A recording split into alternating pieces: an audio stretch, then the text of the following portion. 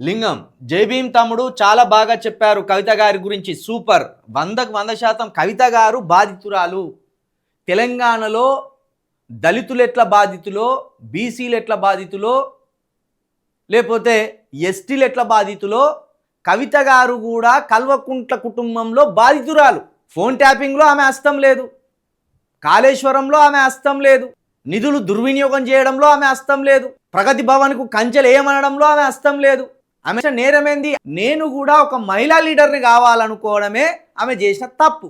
కాబట్టి కవిత గారు కూడా కేటీఆర్ గారితో, కేసీఆర్ గారితో అణిచివేయబడ్డ ఒక బాధితురాలు. అందుకే ఇప్పుడు ఆమెలో అంత ఆవేదన, అంత ఆక్రోశం, అంత వేదన ఉన్నది.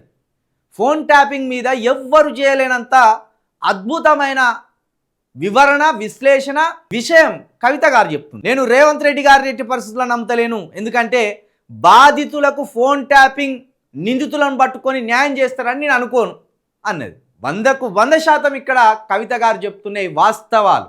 ఇంటి ఆడబిడ్డగా కవిత గారికి పిన్ టు పిన్ తెలుసు. కాబట్టి తను బాధితురాలు, తన బాధను ఖచ్చితంగా ప్రజలు అర్థం చేసుకోవాలి. ఒక ఆడబిడ్డ బాధను మనం అర్థం చేసుకోలేకపోతే ఏం లాభం?